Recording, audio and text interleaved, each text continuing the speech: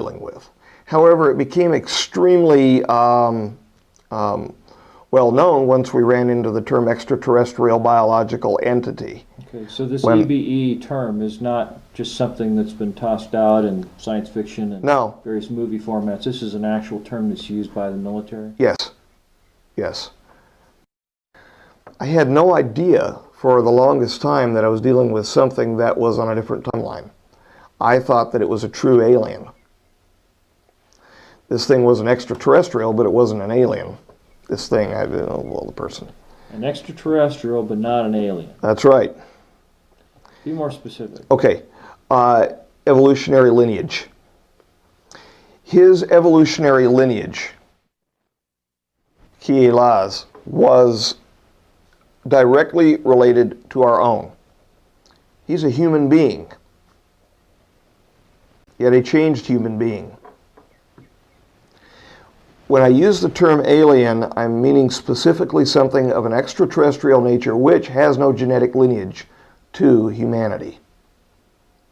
So when you won't hear me say I met with an alien. In fact, I'll say that I didn't meet with an alien, I met with an extraterrestrial. Well, I had met Ed Teller at Los Alamos one day. We had a brief meeting and a talk. I had shortly thereafter moved to Las Vegas and basically left the scientific community to do other work. Sometime later I decided to re-enter and send applications out to several other national labs and also one to Ed Teller, and he gave me a call and he said he might have something that I'd be interested in and suggested that I go for an interview. Shortly thereafter, someone from EG&G called and told me to come down for an interview there. They made it very clear that EG&G had nothing to do with it. They were just using the building as a place to do the interview. After a short time, they said I was basically overqualified for the position, but they may have something else in the future. And I don't remember how much time lapsed after that, but shortly thereafter, they asked me to come down for another interview, and they said this was involving I don't remember their exact wording, but they led me to believe it was a field propulsion system, and of course I thought it was something that, in secret, that we were working on. Later, only did I find out that it was, a back engineering program dealing with alien craft. I've spent 10 years in the Marine Corps, 4 years working with the Air Force as a civilian. Doing experimental testing on aircraft. Since my Marine Corps days, I was a pilot in the service and a fighter pilot, and fought in World War II after the latter part of World War II and the Korean War conflict. I was at the and went up as far as the Yalu River. There was only one of them that would talk to any of these scientists that they put in the lab with them. Only one of the aliens. The rest wouldn't talk to anybody, or even have a conversation with them. First they thought it was all ESP, or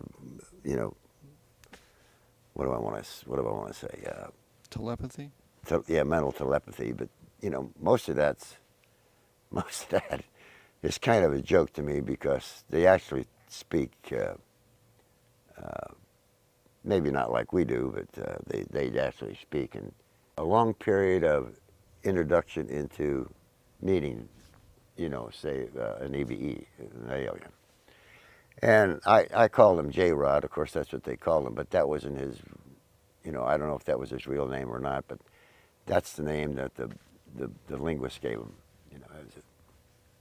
So he knew J-Rod, And I did draw a sketch of him when he was, before I left him in a meeting, and I provided it to some people, but that was my impression of what I saw. How much individual contact did you have with him? Oh, he used to come in with Teller, and some of the other guys occasionally on questions that maybe we'd have, you know. But you got to understand that everything was, you know, specific to the group.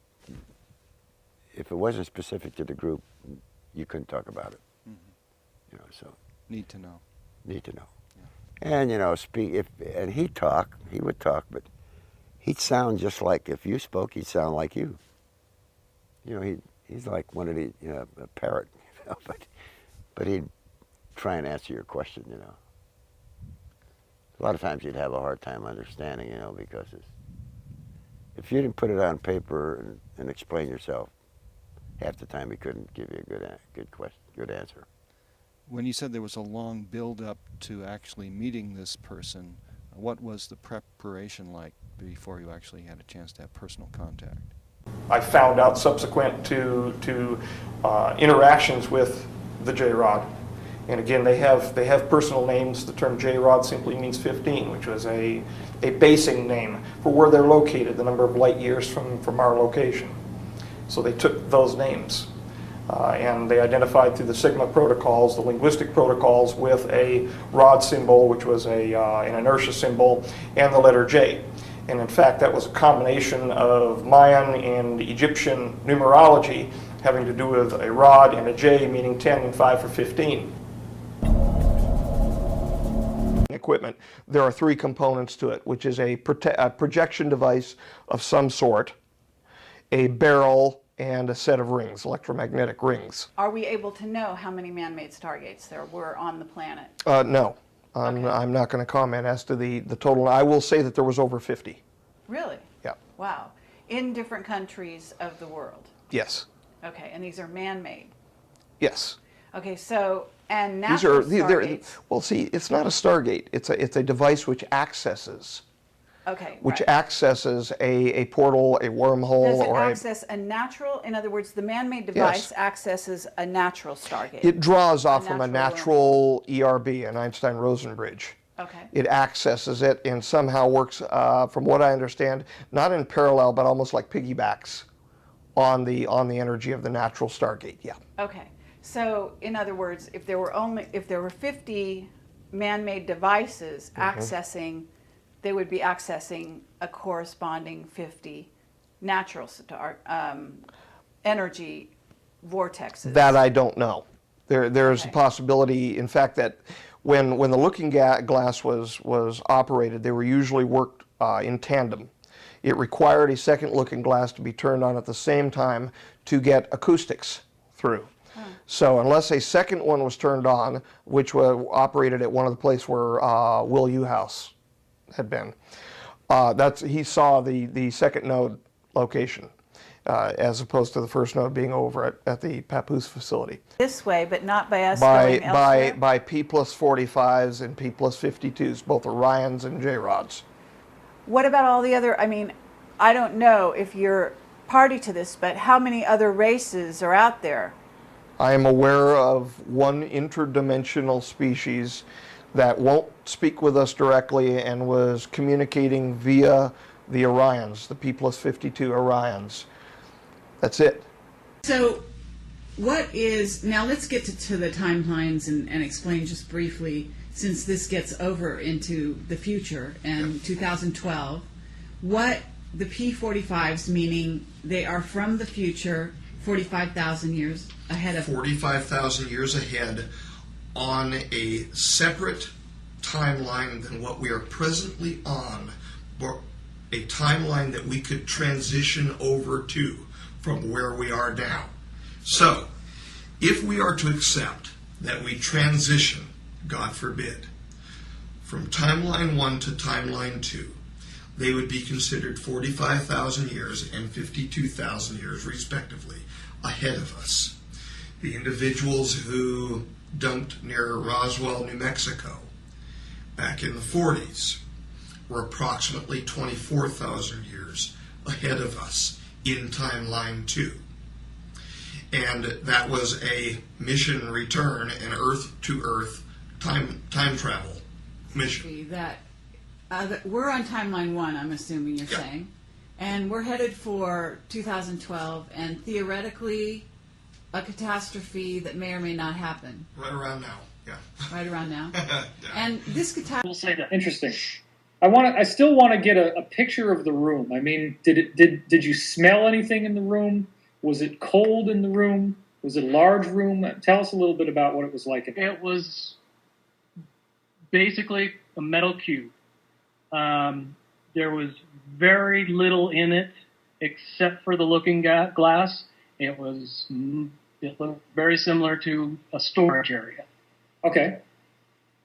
And I was shown the device, and then I was taken into another room and given massive amounts of data, paperwork, computer, not videos, but DVDs, CDs, all the information, and I went through it. Okay, but but actually, could you describe the Looking Glass? You heard Yes. David describe the physicality of Looking Glass. Can you describe, because Dan Burish actually on our video has a drawing of it, and I don't know if you have seen. Well, I'm pretty sure you haven't seen the video, but I don't know if David showed you the drawing. But could you recall can you describe the physicality of the device? Were there rings? Was it inside a ring? What was the metallic? What was metallic? What wasn't metallic? That kind of thing. David's description was basically dead on, other than the fact that I didn't note the water thing, but I assume that's because it wasn't being used. But the three rings, they were all perfectly aligned with each other. It looked very nondescript. what was the size? How large was it?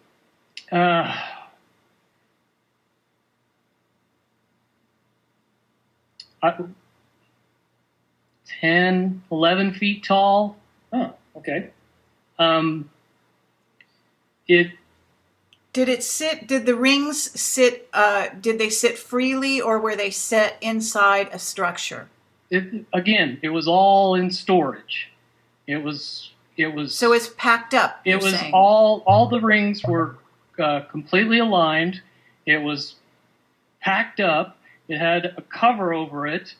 It was in a room where it couldn't move around. It was just sitting there. Are you able to say where it was? Was it in a facility? Was it in Area 51? Was it underground somewhere? Are you allowed to say where it was? Not on TV. But when we come to this convergence, and again, you've seen, or the Looking Glass has seen up to that point. Now, let me say why I believe that it comes down to one inevitability, is because I was entrusted in getting it down to two possibilities. And I've heard both of those possibilities talked about in massive proportions, the good and the bad. Okay, do you want to so can you, in one sentence, say what the good was and the bad was, or are you able to do that? To most easily put it to people, I suppose. one scenario is what most people would understand to be ascension, or an evolution of consciousness that brings us out of the cocoon and turns us into a butterfly. Timeline 2 is some kind of major global catastrophe that drives most of us underground and leaves a few of us on top to fend for ourselves.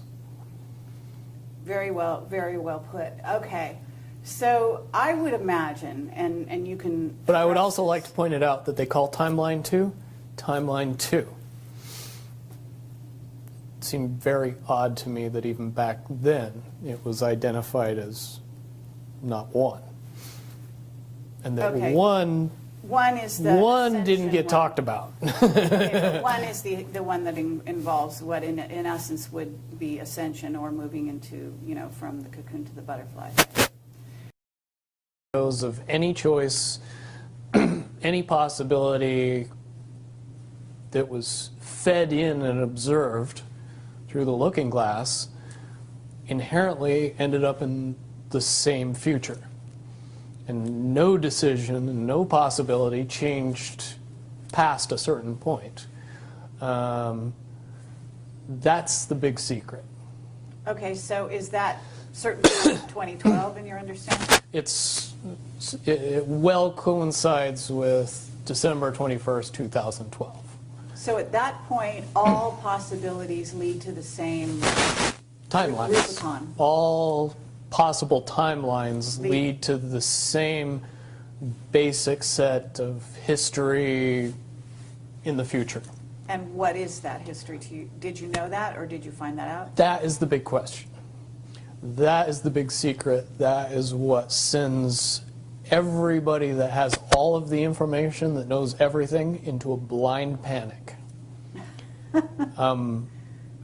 The people that know everything about Looking Glass, that have gotten all the reports and all the information, the elites of the world, probably figured out that that was the end of the game, and nothing could be manipulated beyond that point. So do you think that's held true? In other words, well, I have about 60 questions, but do you think that's true, or holding true, that nothing could be manipulated, that they haven't found a way to manipulate, that that's still the case? I mean, this is knowledge that you would have gained back when? Back when I was in the military, it would have been before '97 when I got in trouble. And it was things that one of my particular areas that I was amazingly intuitive about is problem solving / mission planning, or more specifically, taking a bad mission and fixing it, getting So- everybody through and out of it. Troubleshooting an optimum future. Exactly. Certainly knowing how string theory and possible futures works makes it so you can work your mind very quickly to see the reality of what's happening and decide what decisions need to be made to change it for a particular outcome. Okay, but at a certain point you said that even the powers that be, so to speak, realized that having even abilities such as yourself, you're talking about, which they, in theory, had even using a computer or looking glass. Right, and they that. had to use a computer to do it. Right, so in essence, but at a certain point, it's still an end game. It's still, they cannot go beyond a certain point. At a certain point, after they're done hearing the computer tell them, this is what's going to happen, over and over and over and over again. The lake was very small. I was taken a couple times after landing off the Janet flights, handing my license plate number, and was taken in a small buggy, almost like a small Jeep, golf cart type. Was it open or was it closed? It was open. Okay. It was open. And by a couple, a very large looking hangar, the thing looked like a mountain as we passed by the right hand side of it, and a couple buildings into the left. Was taken inside of a building, was identified by security again, Okay. Nellis Security. They looked like, they were in cami, and they looked like standard enlisted security officers for Air Force. Okay, you were saying they usually wore camouflage, and they had, what, a black beret? Yes, on the outside. I saw them walking on the outside, and they had black berets, and the gentleman that actually would drive me to that location when I was being driven alone in the buggy, versus when we were actually walked one time with a larger group, but when we were driving in the buggy, the gentleman had, it was a standard security officers. Desert It camouflage? was desert cami, yeah. With a black beret, and then you said that when they would go inside the buildings, they would fold the beret and tuck it under one of the epaulets? Under on the shoulder? epaulets, yes, up on the left shoulder. Okay. Now, the SEALs did the same thing at S4, except for you couldn't see it as well. I mean, these guys were all black Okay. there. But I would then be escorted into this one hangar, and there was a barrier. This is something that's never been spoken about before. There was a barrier inside where it artificially segregated off the hangar. I would check in there, sign my name on a log, and he would do the date and time in. The license plate would then be handed by the security officer who picked me up outside of the Janet flight to this security officer. He would say, okay, and then we would go walk down a short corridor, part of this artificial barrier, to the right-hand side, make a left through a doorway, and then the personnel, there were no security-looking personnel present, and there was an elevator there. We went down the elevator, I believe a couple floors. They were paranoid about floors, both at Groom and at S4. Absolutely paranoid about the numbers of the floors. The security officer who picked me up is the one that actually escorted me into the elevator. Okay. And they had the same motion every time. Both the SEALs did at S4 as well as the standard security, so I don't know, they may have been the same thing, but wearing different clothing. And what they would do is they would come into the elevator and they would tuck in. Now, the numbers on the outside of the elevator, there were no numbers. Okay. So I couldn't see a 1, 2, 3, 4 or anything Right. like that. Okay. We would go into the elevator, which was just a shiny steel doors. Would they actually just close like this, or were they bypass doors where there was one and then another? Or? No, they would just, as a normal elevator there. Okay. We had a different series of situations at S4, and we're going to get to the doorways there, because we actually had lift doors there. Really? Especially the ones on in the old decon between. warehouses? Like on the old warehouse? Well, there were plexiglass. There were plexiglass, and there were air curtains on both sides of them. Okay. And so they would lift up out of the floor or drop down when you would move from one decon setting to another, from BL1 to BL2, for instance, as you were being further deconned and bunnied up. Okay. Now, when you say air curtain, what is an air curtain? Well, it was a projection, a lengthwise projection of air going upward, and the air curtain acts as an interference for the passing of particulates from one location to another. Okay. Okay. Good. And they were set up in the past level 2 positive pressure areas for levels 3 and 4 and 4, 5. Ostensibly 4, 5. I'm sure that they had something set up down in the ambassadorial suite, but I never got down in there to actually see it. I saw past the scissors a couple times, but that's it. So anyway, I was taken into the laboratory there several times under this same modality, and brought down a couple levels. But the thing about the behavior of the security officers was they would get in and they would put their back to the numbers, which were covered anyway. They had flat covers over the top of them, so there were no numbers. And they'd put their hands behind them, and ostensibly, I guess, count down and go pop, and they'd push a button, and down we would go. So down you I'd never go actually knew which floor you were on? Nope, not initially. It was a few seconds, but depending upon the speed of the elevator, and it's difficult to judge when you're in an elevator, Sure. it was 2 or 3 floors down. I was brought into a standard laboratory environment, a microscopy environment, where there were microscopes sitting on a table. And the questioning by one personnel in there, usually wearing a blue lab coat, began. He would sit opposite me, and I joked with him. I said, I'm used to, when being tested, having a double-headed scope, and that was an actual reference to Jim Reynolds, because when he was teaching me originally at Long Beach Memorial, we had an AO double-headed scope. Now, when you and he say had a pointer. double-headed, you mean where two people can view into Binocular the same... double, Okay. right. Okay. Yeah, a binocular double-headed. He would sit opposite me as you are now, but with a smaller length table. And I was tested a couple times under that scenario, where they would bring in a plastic slide box with numbers on the slides, and he'd say, go through them and tell me what you think. Okay. And at that point, another male attendant who was wearing a smock come up back at me and just wire me up with a standard headset. Okay. And I would begin viewing through the microscope, load the slides in myself, and And they would record your analysis? everything, yes. Okay. That happened a few times with progressively more difficult slides. And then I would be transported back out, buggied onto the jet. Then I would see people load in, up in the front. That was all that happened? You'd go all the way out there, do this little spiel with the microscope, and then you leave? Yes. Just that quick? Yeah, well, 2-3 hours. Still, that's a rather short stay, though, I guess. It is. And my stay at Groom at any one time never got longer than that. Yeah, one time I was set out there in a bus for a couple hours maybe. And I don't know why they said, well, we need to hold, we need to wait. Maybe they had other personnel down at Papoose at the time, I don't know, where we couldn't come in and bump noses with them, so to speak. So would it be safe to say that the highways that you traveled over, for the most part, were paved, at least as far as you could tell? I'd say about halfway.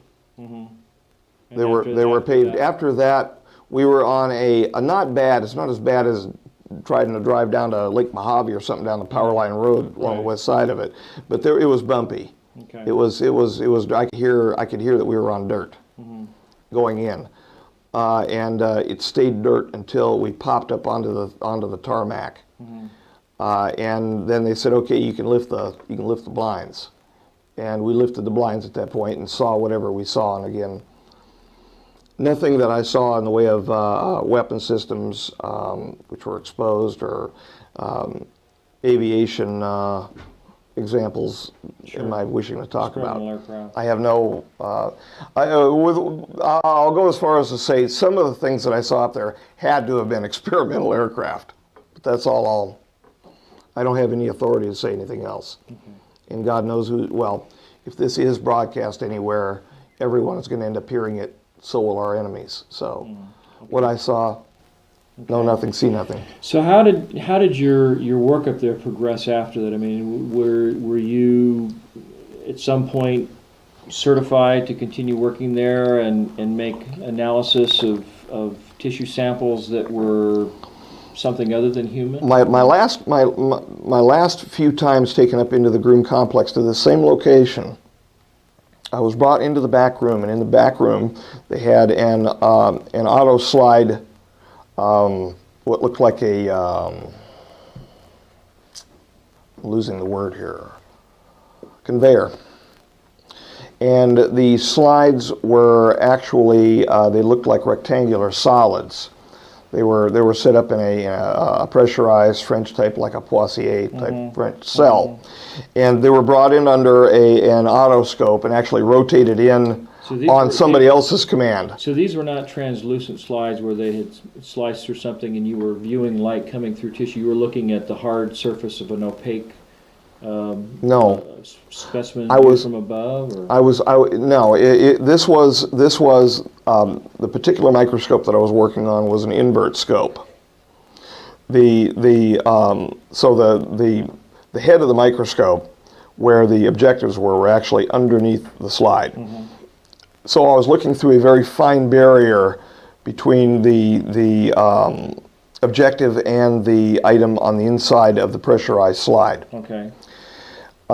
So it was actually an invert scope, like you would use for tissue or culture. Okay. Now, did they use that optically clear oil so that the optics could get right up against the specimen, like you see occasionally in microscopy? There was no oil applied on the invert scope, and in fact, we didn't get up over probably 600 diameters. Looking at these, and they looked like small microglial tissue, but they were not normal. They did not appear normal. They had a external and an internal division for the cytoplasmic process, which looked abnormal, and given the fact that it was dendritic in appearance and it was a tissue culture, I started wondering, and seriously, I had convinced myself at that moment I was looking at something for biowarfare. Because again, I wasn't thinking anything about anything being extraterrestrial. Everything was going to be prosaic to me, and that's the way I think first anyway. Okay, well, let me stop you. Now, when you said that the tissue looked dendritic in nature, what does that, to the common person, what does that mean? Well, it looked like a spider. A spider? It looked like a spider.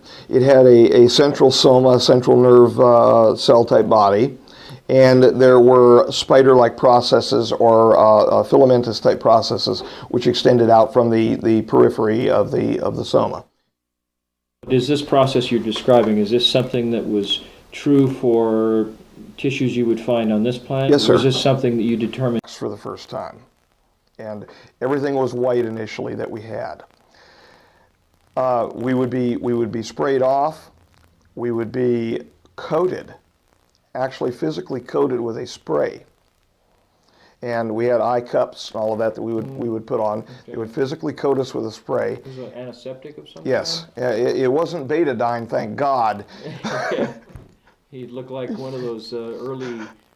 Yes, the early suntans. Yeah, the early dye version of suntan. Yeah. Well, see, the thing is, when they put the eye cups on us, I didn't know what it was. It was not cold. It was comfortable, and they sprayed us completely down.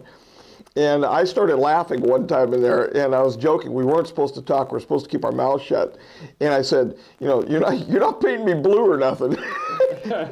And the attendant down there started laughing, which was the first real humanity that I saw out of anybody in this facility. What is the T9 conference? During the course of speaking with extraterrestrials and our interactions with them from the 1950s onward, there have been a series of treaties established between we and they meaning a future human intelligence, time travelers. And there have been as a consequence of our relationship with them, there have been more than one treaty system in place.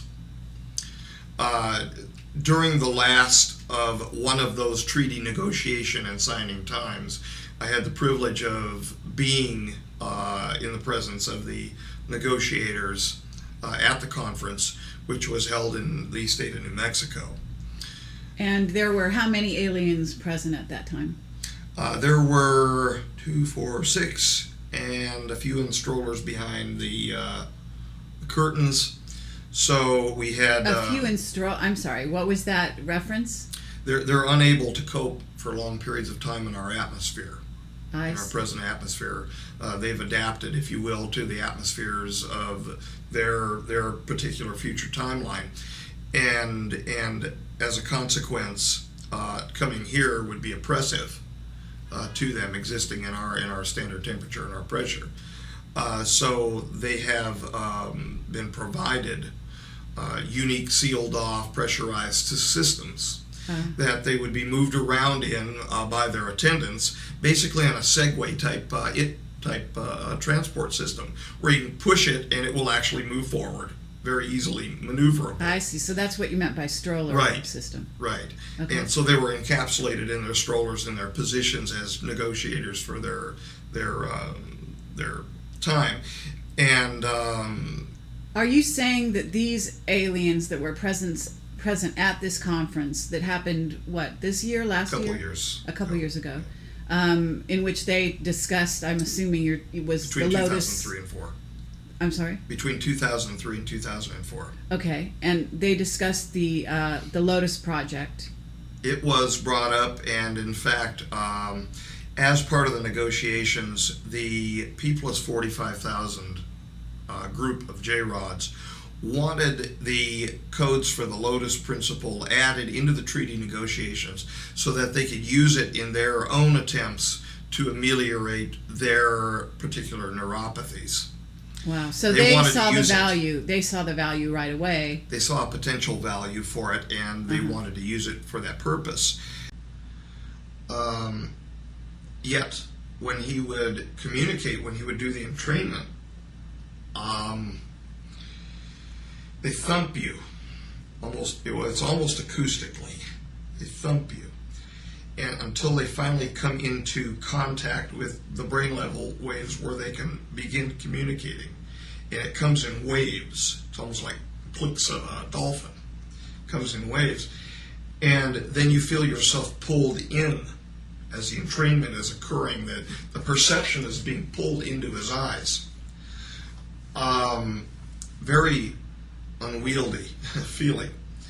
But then they entrain, bringing you down to relaxed almost to a theta state, like an 8 hertz type theta state, where you're very almost like drowsy, and they tell you, they're not going to hurt you. He did that. He actually said that he would not harm me. when he stepped forward on me when we were doing the old bride's dance, as we nicknamed it, where I was supposed to step forward to him almost like taking a bride step up the aisle. And then he did the thing back to me almost jokingly, but it was so unwieldy because he broke the protocol. It's like everything that had been established of trust at that moment, it went to hell. And I got so afraid. There was an animal response in me at that moment, a very, very human animalistic response of get me the hell out of here. And I stepped backward and fell backward onto my back. And that is really what I perceived myself as doing. I said to Jeff, I said, felt like I was a cockroach, lying on my back in there. And he walked up onto me. And I heard them yelling, "Fire the repress." They were going to intumesce him. They were going to hurt him so that he wouldn't hurt me. And I was trying to yell no, and I'm not even sure to this day if I really yelled no or if it was just in my mind. The stress was that bad at the moment. And he literally walked up onto me and sat on my chest. He didn't knock me over. I mean, there was, I think Ron or a couple other people said, "Oh, he knocked you over in the clean." He couldn't knock me over. He was too weak to knock me over. He even if he wasn't given his size, he couldn't have knocked me over. And how tall was he? Just a little over 3 feet, hunched down, almost 4 feet if he was to be extended out lengthwise, if he would be lying on his back and extended out lengthwise. But the malady, the pathologies under which he was suffering caused him to have weakness, change of gait, change of stance, where most of the time he was extremely hunched over forward, and he really couldn't stand up straight. When he would walk, he would wobble and kind of shuffle. So he got on your chest. He walked onto your chest, or sat on your chest. He was actually sitting on my abdomen area, but he was leaning forward with his hands onto my chest, looking down. So he was communicating at that moment that he wasn't going to hurt you? Yes, he said, I won't hurt you, Beanie. He called me Beanie. And that goes to Beanie. He broke English up very strangely. And you heard this in your head, I'm assuming. I heard it in my head. It wasn't out loud. No, I heard it in my head, in my own introspective voice, but clearly not coming from me. You know the sound of yourself when you talk to yourself, self-talk. It's the same sound, except it's the wrong linguistics. It's the wrong wording. You could tell it's not you. And initially when that happens too, there is from my perspective, initially when it was happening, there was a very panicky feeling. But of course that initially happened when I was part of the B unit team when Stephen was still going in to the clean sphere. He looked at me through the clean sphere and spoke to me and said, "I remember," and hello. Meaning the person who it was, you call, what is his name again? The J-Rod looked at you. Kaela looked at you when Steve was in the clean sphere with him. He turned around and looked at you. Yeah, he turned around and looked at me. I was part of the B unit team to start with. In fact, that was going to be my actual occupation in there, was assisting the chief scientist in going into the clean sphere, until he identified me as somebody, I guess, special to him, Kaela, and he wanted me to be the person to go in there. That's why I was promoted ultimately to the working group leader in there, because I didn't have the background, did not have the seniority, and it was not my place. But that's why the promotion happened. It was okay, one of those, so a lot of promotions happen in the world, I think, but but to go back the to Peter where principle. He went onto your chest. He told you he wasn't going to hurt you. Did they actually zap him then, or did they? I don't believe so, because I would have felt he began to entrain me immediately and strongly, and he relaxed me. The enkephalins, the endorphins were going big time. They entrain on several levels, and they're able to relax you by actually flooding you with natural opiates. Mm-hmm. Like a runner's high. Right. So what happened after that? I'm assuming Or you the got high to that you receive as you're going through natural death process. Yeah, when you naturally kick Yeah. out the, you know. Yeah. But what happened after that? After that, I began to sink away from what was going on in the clean sphere, and with the panic that was going on over the radios, because I heard them. We had two separate units, an A unit and a B unit on the radio. They were like separate radio frequencies, and I could push the button and talk independently, but they were stepping over each other, screaming, saying, "Get a secondary unit ready to get me out of there." They were going to enter in to pull me out, and you can't just step in there that quickly. I mean, they've got to suit somebody up, bring them in, and you knew before you were going in there that the J-Rod, we were trained that they were a threat. And so that we were not supposed to communicate privately with them or anything like that, that we had a certain job to do and we were to get it done. And that was the scientific job of removing the samples and then the studying of the samples for the back engineering, use of the reversing like chemicals. The idea was to reverse an illness that he and his people have, which is the 52. The 52s, and what we were trying to do initially, jumping off onto the biology a little bit, what we were trying to do is we were trying to actually strip the exterior cytoplasm off from the cells and produce cells which would be independently functioning. Then to understand those cells biochemically, genetically, so that those cells could then be re-added as a graft into the J-rod to attempt to ameliorate the neuropathy. That's what one of the stated goals was. Easier said than done. But we were told, though, that if something would go wrong in there would be no immediate fix. You weren't a million miles away, but you were several thousand when you were inside there. So you were very alone, even though you had radio communication.